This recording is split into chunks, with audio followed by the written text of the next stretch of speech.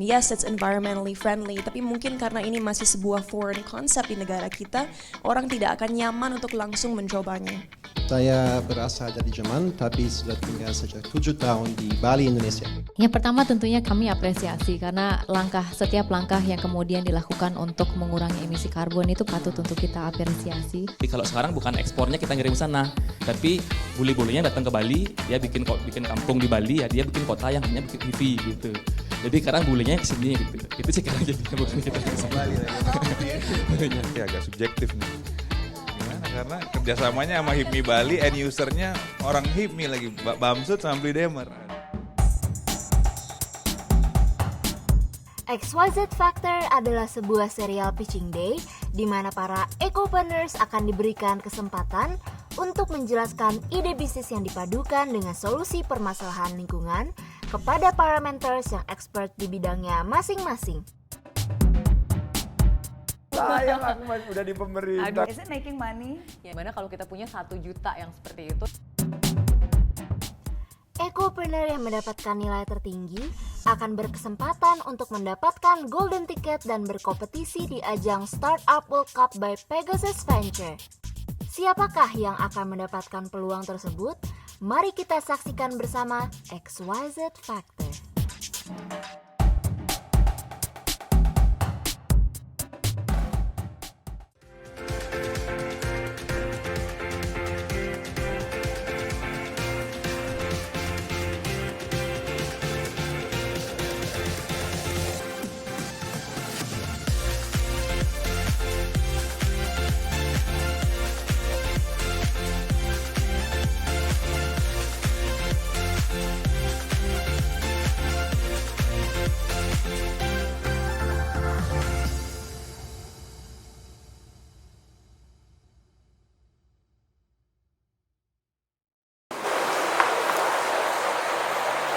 Hai guys, saya Henry, pendiri dan CEO dari Scooty. Saya berasal dari Jerman, tapi sudah tinggal sejak 7 tahun di Bali, Indonesia. Dan hari ini saya berada di ICE di BSD Tangerang untuk kompetisi pitching dengan XYZ Factor.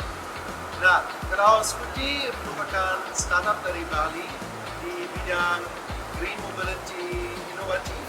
Dan pada saat ini kami fokus di bisnis rental dengan skuter elektris yang tinggi. Dan perbedaan utama Scooty kalau dibandingkan dengan bisnis skuter elektris rental lain di dunia adalah bahwa kami tersedia skuter elektris yang digunakan untuk jalan raya. Tapi untuk jalan raya seperti yang ada di Indonesia, itu berarti skuter kami siap untuk melewati peristiwa, tidak ada masalah dengan banjir atau dengan bukit yang sangat mendaki. Dan rencana kami memulai memproduksi skuter elektris baru kami di Bali pada akhir tahun ini. Ya, sekarang saya sangat excited karena sebentar lagi saya boleh pitching di XYZ Factor. Please, wish me luck, ya. Together for greener Indonesia. Percaya entrepreneur.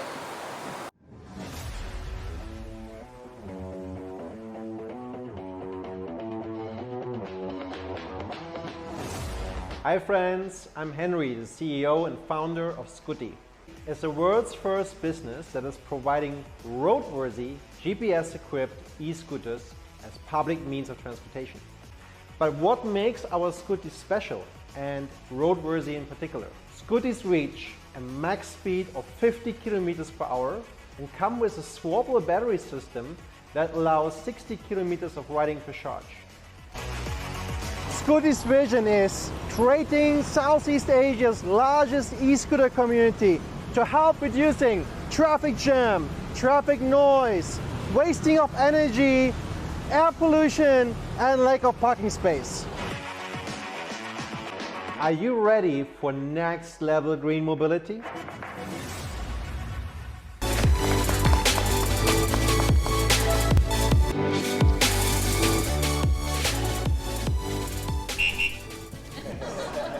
Selamat sore semuanya, nama saya Henry, saya CEO dan pendiri dari Scooty.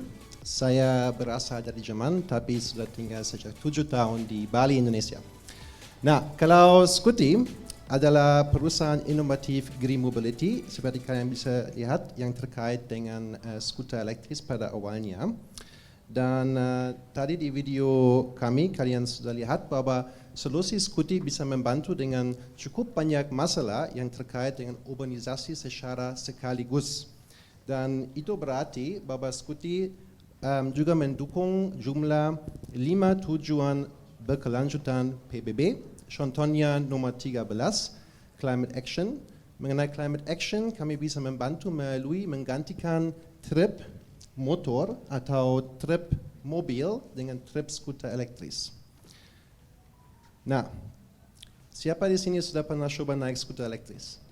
Satu, Cinta. Oke, kemungkinan besar waktu itu kamu coba skuter elektris yang lebih pelan, mungkin bisa cuma mencapai 25 km per jam. Nah, itu memang perbedaan utama di antara Scuti dan perusahaan skuter elektris rental yang lain di dunia. Scuti fokus di skuter elektris yang dirancang untuk jalan raya, seperti yang ada di Indonesia atau negara serupa. Itu berarti model skuter baru kami, itu yang lama, ini yang baru, bisa contohnya mencapai 50 km per jam atau bahkan lebih, bisa melewati banjir, polisi tidur, dan bahkan mendaki bukit yang cukup mendaki ya. Dan ada jarak tempuh sebesar 60 km per charge, dan kami juga punya sistem swappable battery, dan baterai kami akan ditukar oleh staf kami yang berkeliling dengan van berbasis listrik. Jadi customer kami tidak harus khawatir tentang isi ulang listrik. Dan selain itu ada juga suspensi hidraulik, ada indikator arah, dan lain-lain. Nah, mengenai proposisi nilai solusi kami, tentu saja kalau kita menggunakan skuter elektris, kita bisa menghemat waktu pada saat menembus kemacetan di jalan. Karena skuter lebih ramping kalau dibandingkan dengan sepeda motor. Dan tentu saja rental untuk skuter elektris juga lebih mudah kalau dibandingkan dengan taksi ojek. Selain itu, naik skuter elektris juga sangat lebih mudah daripada naik sepeda dayung atau sepeda motor, dan juga lebih menyenangkan. Jadi dengan skuter kami, daily commuting memang bisa menjadi kegiatan yang fun dan tidak lagi yang rasa stres karena ada masalah dengan kemacetan. Selain itu, skuter elektris juga termasuk kendaraan berbasis listrik, itu berarti tidak ada kebisingan atau asap sama sekali. Dan karena skuter elektris sangat ringan, kita bisa juga mengurangi footprint CO2 kita. Contohnya, skuter ini juga yang model baru sekitar 600% lebih irit daripada sepeda motor bensin atau 60% lebih irit daripada sepeda motor elektris kecil. Dan last but not least, ada banyak utility cases untuk skuter elektris. Tidak hanya sebagai angkutan umum pribadi, bisa juga dipakai untuk mengirimkan makanan, obat, atau surat dengan lebih cepat daripada dengan sepeda motor di daerah yang padat. Dan bisa juga dipakai sebagai alat rekreasi untuk tour, untuk sightseeing, sustainable tourism. Dan sudah ada balapan dengan skuter elektris, yang skuter elektris balap bisa mencapai 100 km per jam atau bahkan sampai 160 km per jam. Dan kami juga punya tim balap wanita di Java. Oke, tujuan pasar kami, generasi Y dan Z sebagai early adopters, millennial contohnya. Dan nilai pasarnya juga cukup menarik. Kalau total addressable market di seluruh dunia, diestimasi bisa mencapai 110 miliar US dollar pada tahun 2030. Kalau di Indonesia pada tahun yang sama, sekitar hampir 4 miliar US dollar. Dan kami juga ada tim yang ada banyak pengalaman, bahkan dari Silicon Valley, ada orang Indonesia, orang Amerika, dan lain-lain, tapi kami masih mencari co-founder lokal. Oke, untuk bisa meluncurkan Scuti, kami membutuhkan paling sedikit 100.000 US dollar untuk meluncurkan secara skala kecil. Untuk skala besar, kami membutuhkan 1,8 juta US dollar. Dan selain itu, kami juga membutuhkan dukungan dengan brand awareness dan dengan peraturan baru. Kami sudah ada draft peraturan baru yang lengkap, cuma harus dibahas dengan anggota legislatif. Terima kasih banyak atas perhatian kalian.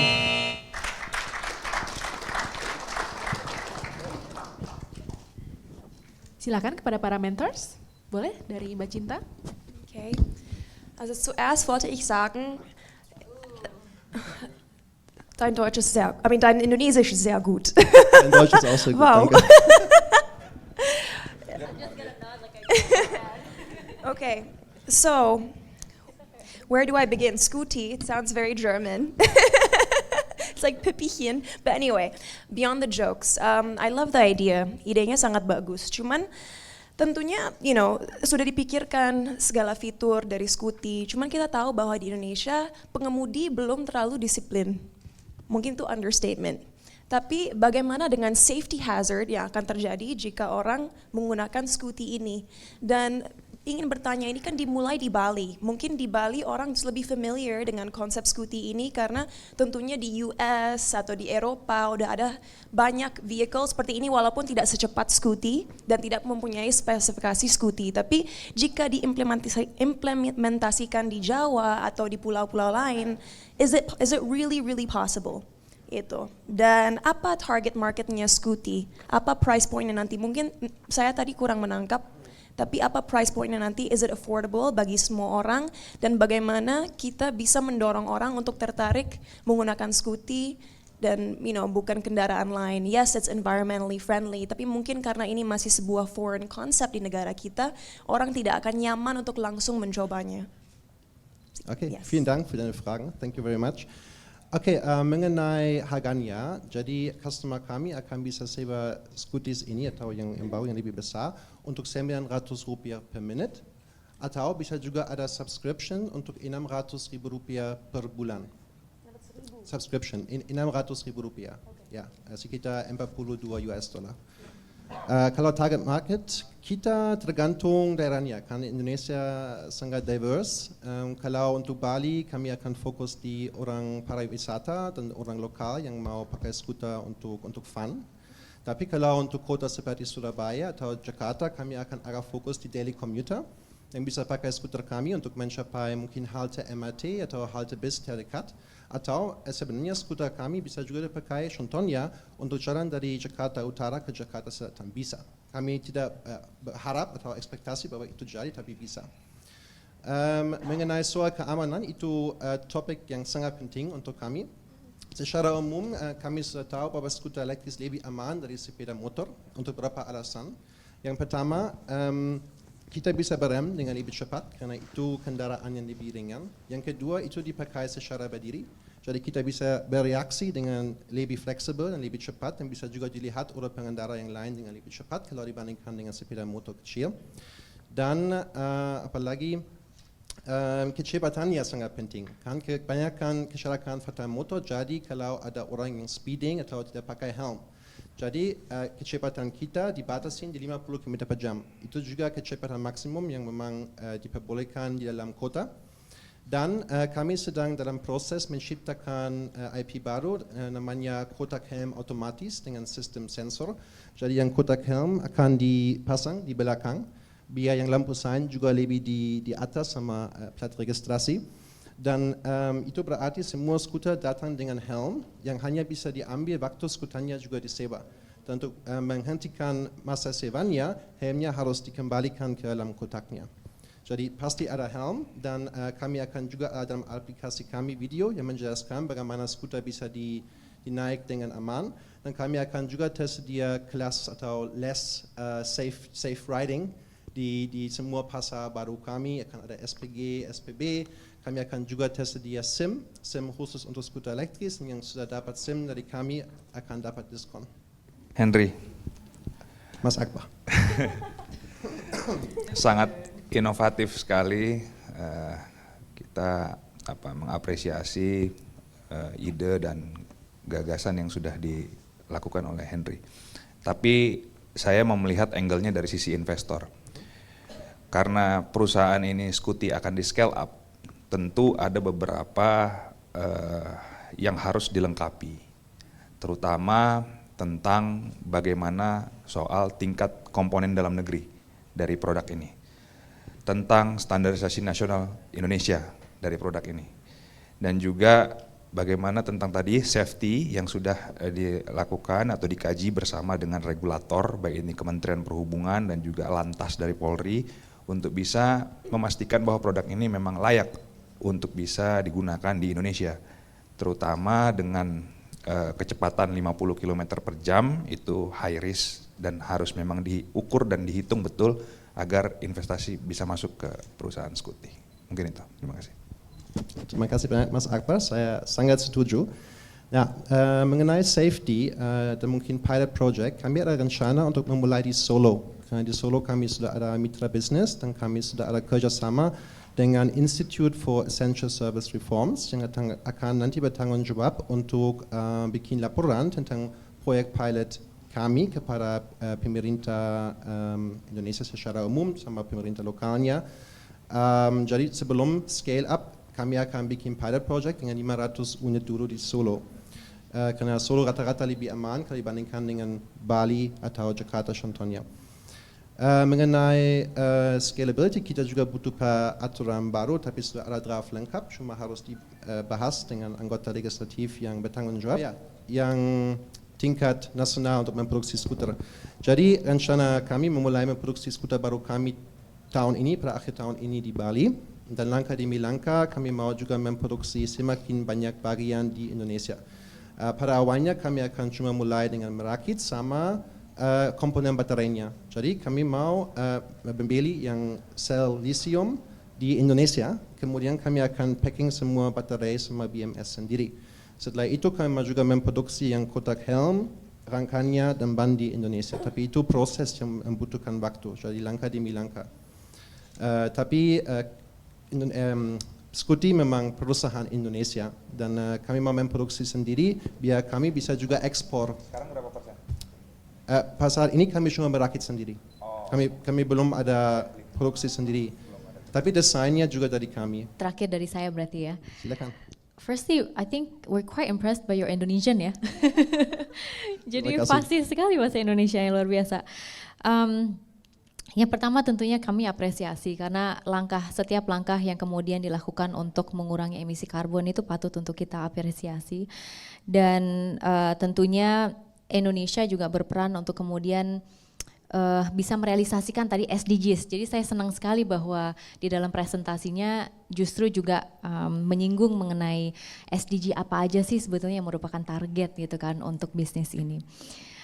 Secara konsep holistically saya melihat karena kalau saat ini ya mungkin sekalian cerita juga bahwa saat ini pemerintah itu kami juga di parlemen selalu mendorong bagaimana untuk mengurangi emisi karbon baik di sektor transportasi atau energi. Kalau energi secara keseluruhan kan kurang lebih 30% gitu ya dari total emisi kita.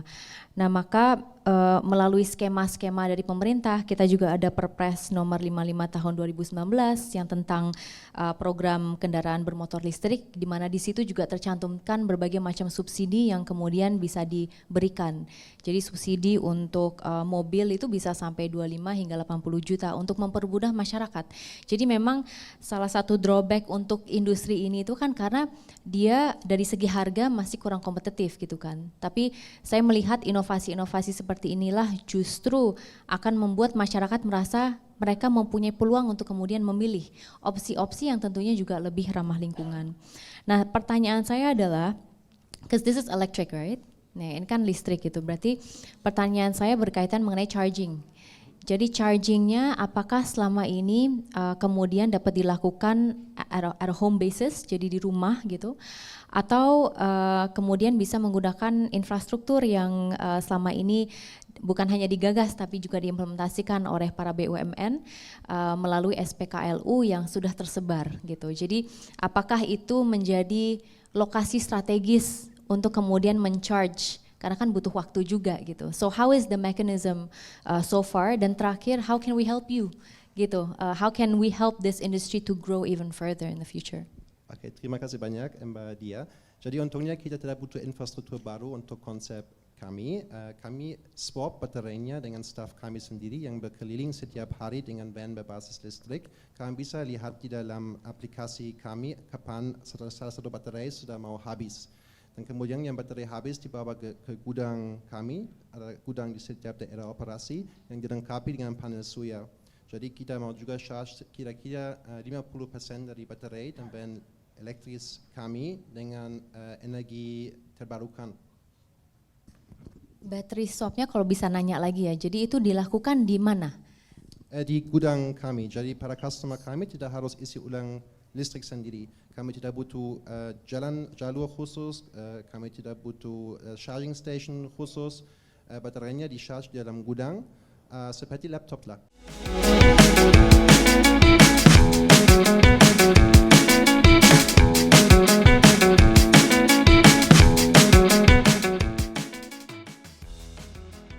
Halo, saya Erlangga Bayu dari Electric Wheel Bali. Kami adalah bengkel yang bisa merubah motor bensin menjadi motor listrik dan sudah legal di Kementerian Perhubungan. Saat ini saya berada di ASBSD untuk mengikuti acara X Wasit Factor di EBTK Connect. Saksikan pitchingnya, mohon doanya, dan see you guys. Nama kita, Saya Erlangga Bayu, kami dari Electric Wheel. Kami adalah dealer dan bengkel konversi listrik, jadi kami bisa merubah motor bensin menjadi motor listrik. Kenapa kita harus mengkonversi motor bensin menjadi motor listrik? Karena kita bicara di Bali, itu ada 3,8 juta sepeda motor beredar. Sedangkan penduduk Bali hanya 4 juta. Jadi dapat dikatakan hampir satu orang penduduk Bali itu memiliki satu motor. Tentunya ada banyak emisi yang dihasilkan, setara dengan 19 juta ton karbon dioksida per tahunnya. Kenapa di Electric Wheel? Karena kami sudah memiliki sertifikat bengkel konversi. Dan kami juga bisa menggunakan baterai swap, di mana pengguna tidak perlu menunggu charger untuk mengecas kendaraannya kembali, tapi bisa ditukar di stasiun yang telah disediakan. Mimpi kami adalah melihat jalanan Bali dan Indonesia dipenuhi oleh motor listrik dan kami ingin menjadi bagian dari akselerasi tersebut. Oke, sore mentor, Mas Ketum, Ibu Diah dan Mbak Cinta Laura. Perkenalkan, Mas Akbar, mohon izin. Saya Angga dari Electric Bali, jadi kami adalah bengkel konversi, jadi saya mendirikan ini dengan partner saya, Bligita. Jadi Bligita ini lebih fokus di teknis dan saya bisnisnya, jadi kita kombinasi antara orang teknis dan orang bisnisnya. Kalau Bligita dari 2007, pengalaman di motor, kalau saya 2012 di entrepreneur, di pengusaha muda juga. Nah, problemnya itu mungkin kita semua tahu bahwa Indonesia dikatakan sebagai kota terpolusi di ASEAN, gitu ya, mohon izin. Dan nomor 17 di dunia. 60% itu berasal dari vektor transportasi, kata data gitu.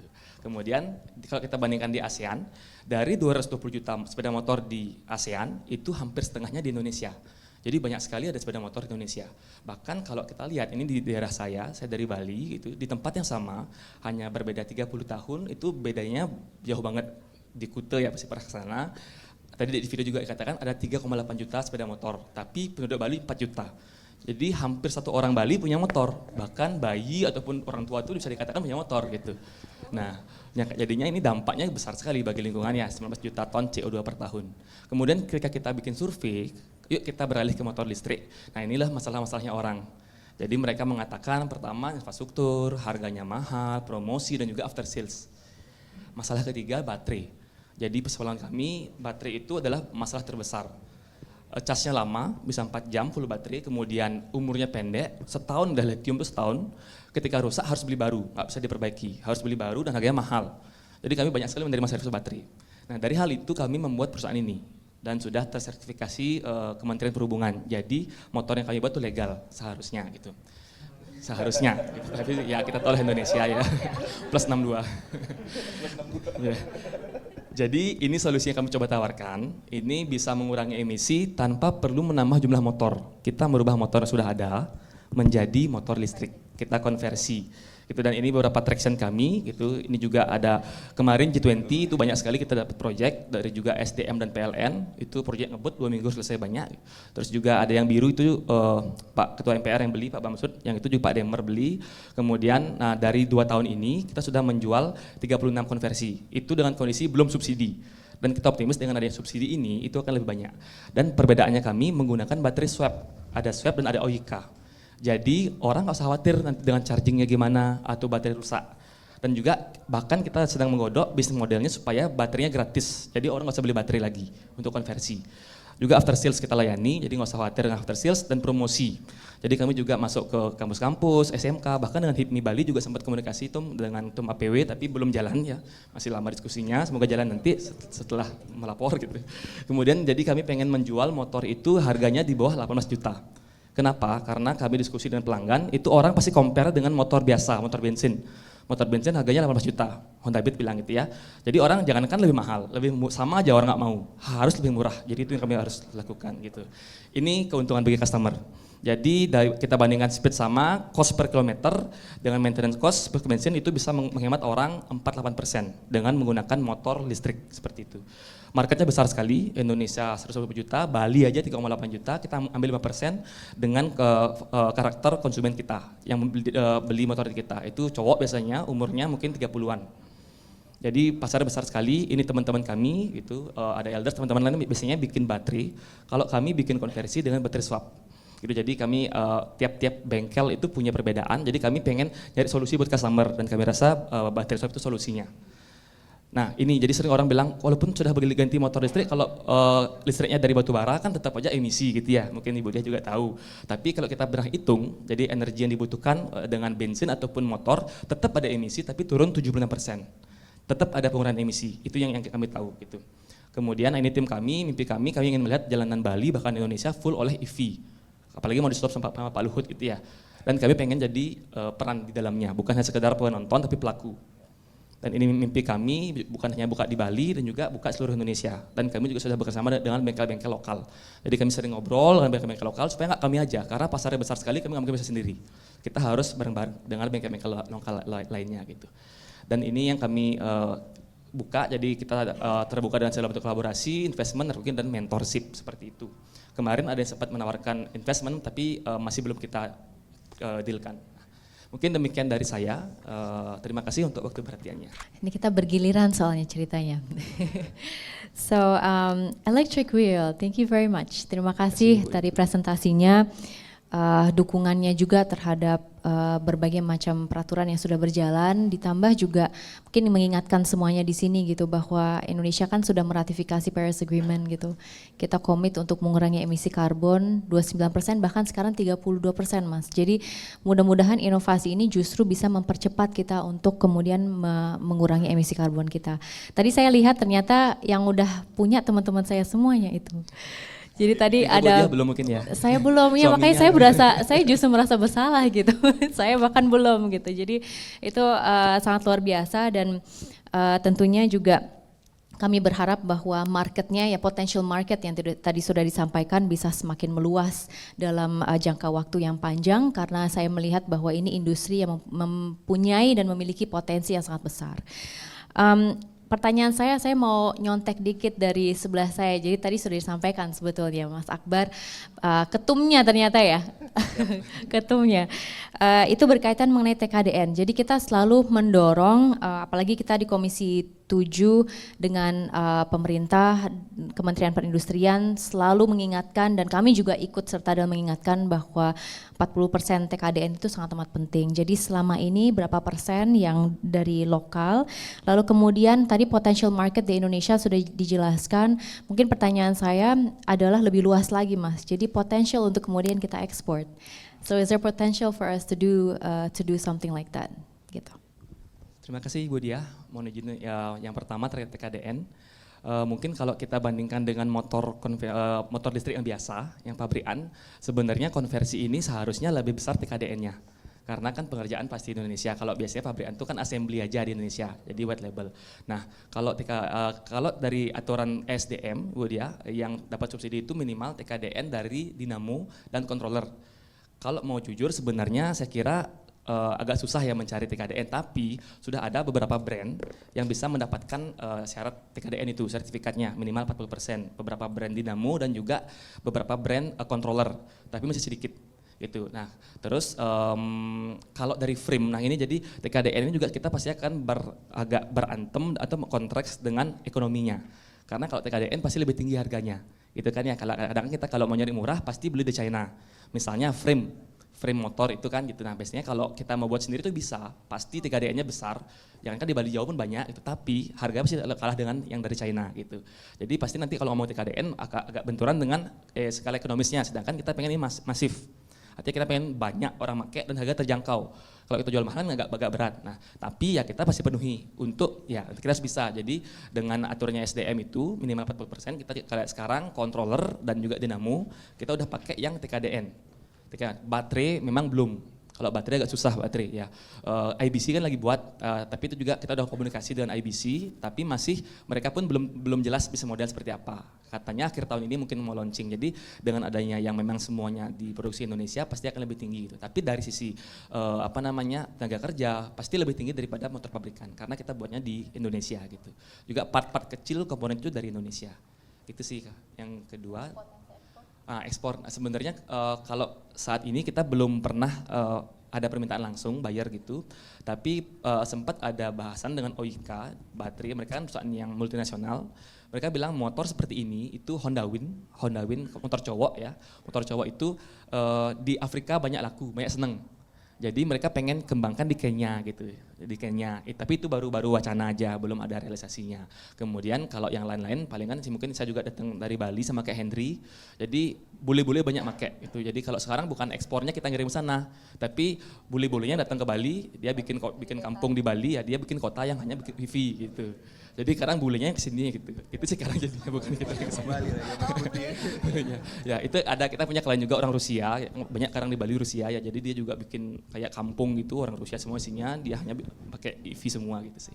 Itu ada klien kita. Terima kasih, semoga menjawab.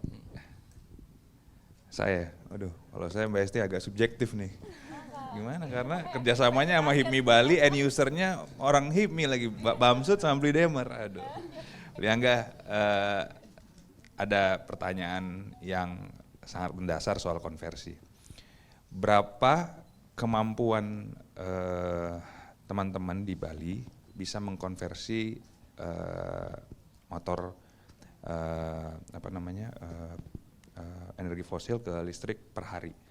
Nah, bagaimana cara meningkatkan itu agar bisa lebih masif apabila bisnis modelnya sudah ketemu, partnership-nya juga udah ketemu, regulasinya juga sudah cocok, mungkin ada keberpihakan dari APBN dan sebagainya, untuk bisa kita diskusikan dengan pemerintah agar bisa produk ini lebih masif. Tapi tantangannya adalah berapa kapasitas per hari yang teman-teman bisa develop bisnis ini di Bali, ini dalam skop Bali ya. Terima kasih Tum, izin. Kalau kapasitas, jadi biasanya begini, caranya untuk biar bisa cepat itu, biasanya gini, kalau konversi kan beda-beda model ya, misalnya kita bilang merek Supra, Honda Beat, Kymco, itu beda-beda merek. Nah, kita perlu lakukan research di awalnya, itu yang lama tuh misalnya, bisa berbulan-bulan, bisa sebulan gitu. Jadi kita biar tahu misalnya Supra X125, jadi seperti ini template-nya, bracketnya seperti ini, naruh baterai seperti ini, itu yang lama biasanya. Ketika itu udah dapat, akan cepat dia untuk buat banyaknya masalnya. Nah mungkin kita bilang real kasusnya yang paling cepat itu kemarin G20, itu tadi ada motor warna merah, itu 20 motor SDM dan PLN, mereka minta 20 motor jadi 2 minggu. Ya biasalah G20 gitu ya, semuanya buru-buru. Berarti akan lebih memungkinkan supaya bisa lebih masif, mereknya dipilih, dipastikan. Supra dipastikan. Ya, Supra. artinya kita bikin template mungkin gitu teman. Jadi setiap motor, misalnya Supra X seperti ini template-nya. Artinya kita perlu banyak pengalaman mengkonversi berbagai jenis motor. Kayak misalnya kayak Vespa atau mungkin Vario, itu sudah ada ketemu kita. Jadi kalau ada Vespa datang, kita udah tahu bakal seperti ini kayak gitu. Itu sih ya. Jadi memang itu yang bikin cepat sih. Terima kasih. Oke, kalau dari aku mungkin pertanyaan skeptis. Tadi kan sempat di-mention bahwa rencananya ingin membuat baterainya gratis, itu pertama. Kedua, ingin harganya di bawah 18 juta rupiah. Dengan begitu, apakah ada possibility, ada sesuatu yang dikorbankan? Mungkin dari safety, dari durability, karena kan ini juga bisa dibilang teknologi baru. Apakah dites seberapa durable-nya motor-motor yang akhirnya dikonversikan menjadi electric motorbike? Karena siapa tahu kedepannya akan ada complaints, oh cepat rusak, cepat mati, bermasalah. Dan itu akan ya membuat branding dan marketingnya buruk. Akhirnya orang tidak tertarik untuk mengkonversikan motor mereka ke electric motorbike. Dan terakhir, ini kan ada rencana tentunya dikembangkan di luar Pulau Bali. Apakah kita sudah siap dengan fasilitas-fasilitas yang ada untuk bisa mengakomodate demand yang ada. Begitu. Ya, terima kasih Mbak Cinta. Mungkin yang pertama terkait dengan kita pengen biar lebih murah, affordable gitu. Saya rasa bukan mengorbankan kualitas gitu, karena kita pun agak perfeksionis Mbak. Jadi kita juga pengen yang bagus gitu ya. Tapi kita coba cari bisnis model yang terbaik gitu. Gini, mungkin kita kasih gambaran baterai gitu tadi kan, biar baterainya bisa gratis. Jadi gini, sebenarnya kita diskusi dengan perusahaan baterainya, karena kita bukan buat baterai. Kita ngobrol sama perusahaan baterainya gitu. Jadi gini, baterai harganya 7 juta, 7,2 juta gitu. Mereka kasih subscribe, biasanya dia tuh motong di depan 3,6 juta, terus subscribe per bulan 150.000. Jadi kayak dicicil sebenarnya. Karena kita mikir kalau orang beli baterai di awal tuh nggak adil, kayak kita beli tangki motor, tangkinya mahal gitu kan, listriknya kan bensinnya gitu. Jadi kita bikin cicil ini supaya dia nggak di depan bayar baterainya, tapi dicicil per bulan. Subscribe, itu baterai yang pertama. Jadi anggaplah kita sekarang jual itu konversi itu start from 15 juta. Baterai turun 7 juta, udah harganya jadi 8 juta. Ya walaupun ini belum jalan gitu ya, belum ketemu formulanya. 8 juta, tambah subsidi. Karena kalau subsidi motor listrik itu semua dapat, nggak usah CNIK. Yang penting tadi TKDN-nya terpenuhi. Dapat subsidi lagi diskon 7 juta. Jadi bisa jadi kita pengennya tuh biar harga 5 jutaan atau di bawah itu.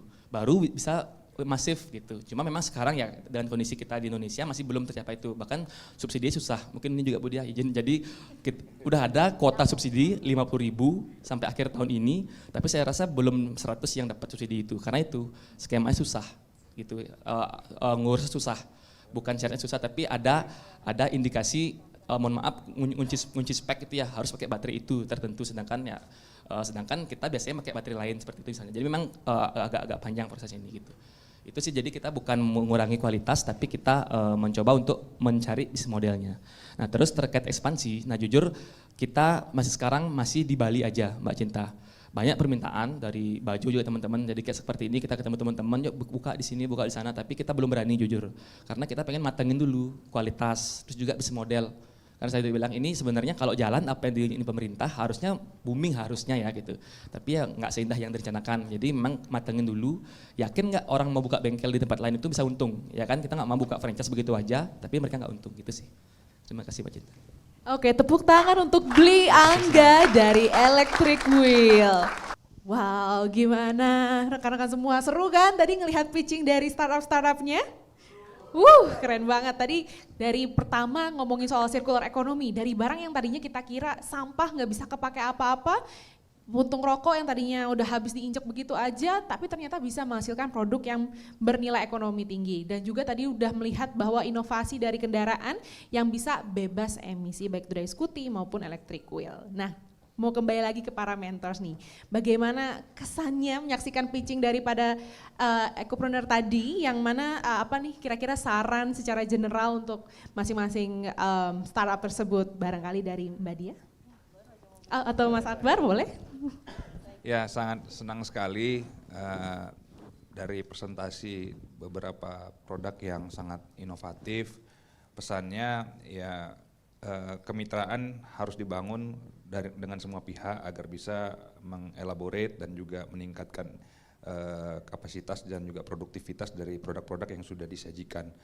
Yang pertama, dukungan dari pemerintah itu sangat penting terkait dengan regulasi-regulasi, terkait dengan beberapa keberpihakan terhadap program energi hijau yang memang sekarang lagi digalakkan oleh pemerintah, dan juga ramah terhadap investasi yang paling penting, sehingga investor bisa masuk, bisa meng-upscale bisnis dari teman-teman semua, dan juga bisnisnya bisa lebih hebat lagi dan lebih besar lagi. Mungkin itu.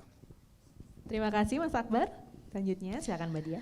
Boleh, jadi tentunya untuk tadi 4 inovasi yang menurut saya sangat amat luar biasa, tentunya saya rasa kami Dewan Juri ibaratnya ya sangat amat apresiasi dengan berbagai macam inovasinya, dan dengan harapan bahwa ini tentunya bisa berkontribusi terhadap perubahan-perubahan yang sebetulnya kita nantikan untuk bangsa Indonesia. Kembali lagi bahwa kolaborasi merupakan inti dan esensi dari segala hal yang selama ini mungkin sudah dilakukan oleh teman-teman yang tadi sudah berpresentasi. Ada beberapa hal yang tentunya perlu kita follow up juga, jadi bagaimana kita bisa mengembangkan kolaborasi dengan pemerintah daerah, lalu kemudian peran di parlemen, di mana hari ini saya juga merasa bahwa banyak PR untuk kemudian kita sampaikan baik itu kepada pemerintah dan juga teman-teman di parlemen, agar kita bisa juga menciptakan sebuah ekosistem yang membuat bisnis itu jauh lebih mudah untuk dilakukan, terkhusus bisnis yang notabene itu lebih ramah lingkungan gitu, dengan semangat untuk kemudian mengurangi emisi karbon. Jadi kami luar biasa sekali ya, jadi teman-teman tadi yang memaparkan senang banget, bangga sebagai warga negara Indonesia yang melihat bahwa ternyata kita itu bisa berdaya saing loh gitu, dan kita juga bisa berinovasi. Jadi kita harus memberikan apresiasi terlebih dahulu kepada diri kita sendiri, bahwa insya Allah nanti bentuk kerjasama ini bisa kita gaungkan demi terciptanya masa depan yang berkelanjutan. Baik, kalau dari Mbak Cinta bagaimana? Tentunya hari ini aku senang sekali bisa melihat 4 presentasi tadi, semuanya sangat menarik. Menurut aku kita sekarang memasuki masa yang lumayan menakutkan sih di Indonesia kalau kita mau lihat dari segi kerusakan lingkungan, karena bisa dibilang kepedulian yang masih sangat minim. Tapi walaupun begitu, dengan melihat presentasi-presentasi hari ini, aku memiliki harapan bahwa kita bisa benar-benar membuat perubahan yang nyata. Ya, senang sekali di sini ada Esti dari pemerintahan yang sadar bahwa mungkin banyak PR yang harus dilakukan. Tapi sama juga bagi aku dari industri kreatif, bagaimana caranya kita bisa membuat konten-konten atau karya-karya kreatif di mana anak muda saat menonton atau mengkonsumsi karya-karya kreatif itu sadar bahwa ada values-values yang harus mereka mengerti untuk masa depan mereka. Untuk tadi 4 presentasi, concern aku hanya bagaimana kita tidak mengintimidasi masyarakat dengan produk-produk ini. Kadang-kadang kalau suatu hal terlihat terlalu premium, dari pengalamanku sendiri, aku sadar bahwa kadang-kadang orang angkat tangan, you know. But to be honest, sebenarnya 4 perusahaan ini, it's something that we can all be a part of, gitu. Tidak seharusnya mengintimidasi. But at the end of the day, it's how you convey your message. So pesan dari aku, pikirkanlah baik-baik bagaimana kalian ingin mengekspresikan pesan kalian agar semua orang mengerti bahwa ini memang untuk kebaikan kita semua dan kesejahteraan negara kita di masa depan. Thank you Mbak Cinta. Kalau boleh merangkum 3 poin dari para mentors tadi, yang pertama regulasi, yang kedua kolaborasi, dan yang ketiga adalah messaging ya, bagaimana dari startup ini bisa mendeliver message kepada masyarakat. Dengan demikian berakhir pula program XYZ Factor episode kedua dan ketiga. Kami ingin mengucapkan terima kasih kepada para pendukung program XYZ Factor kali ini, kepada Masyarakat Energi Terbarukan Indonesia, METI, Paloma Syahrir Foundation, TS Media, Indo EBTK Econex, dan juga semua pihak yang telah mendukung berjalannya acara hari ini. Dan juga nantikan XYZ Factor episode berikutnya di channel YouTube Ekosistem, jadi jangan lupa untuk subscribe, juga likes dan komen Ecopreneurs dan mentor siapa saja nih yang selanjutnya kita perlu undang di episode selanjutnya. Dan terus dukung aksi dari Ecopreneurs dalam menghadapi isu iklim. Saya Fania Fitrianti Herlambang pamit undur diri. Salam percaya Ecopreneur. Bye-bye.